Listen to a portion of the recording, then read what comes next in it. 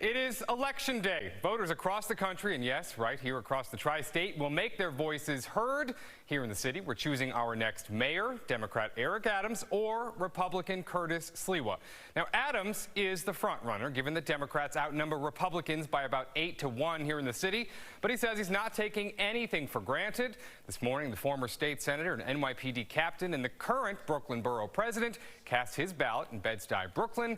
And he did so the whole time while holding a framed photograph of his late mother. He says thinking of her on this day, just one of the reasons he got emotional speaking to reporters after casting his ballot.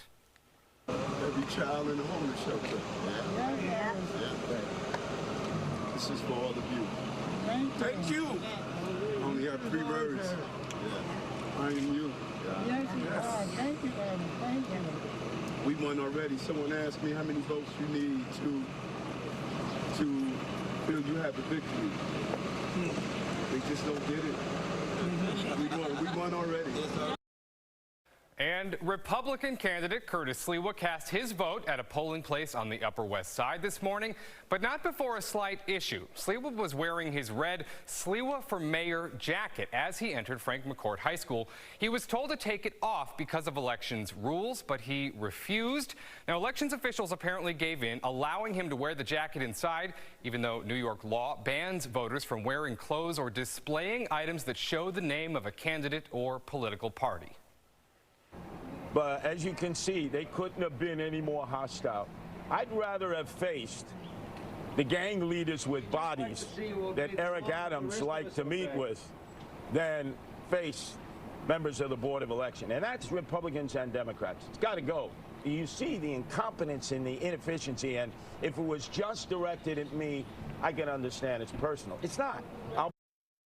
And you can see Sliwa right there holding his cat, Gizmo. He attempted to bring Gizmo inside the polling location. That, however, he was not allowed to do. And polling locations city and statewide open until 9 o'clock tonight. So the big question right now, how is turnout looking? Antoine Lewis is live on the Upper West Side with how things are going so far. Antoine. Well, voters have been exercising their civic duty since about 6 o'clock this morning, and this, of course, includes, as you just talked about, electing the 110th mayor of the city of New York. Now, let's tell you about a couple of other things that voters will be looking at as they cast their ballots. They're going to be electing 5 new borough presidents, a new public advocate, and all 51 city council seats are also up for grabs. Of course, another race to watch, the Manhattan District Attorney's race. We checked with voters this morning just to get a pulse of how they're feeling on this election day, and among the things we heard was just how fast the process was for many. Take a listen. We didn't vote early because we didn't have time, so we were expecting lines, but it was easy. This is much easier than it was in the presidential election, waiting in line for hours. Yeah. So you found it a whole lot smoother to There's nobody here. It's actually kind of appalling that the voter turnout is so low.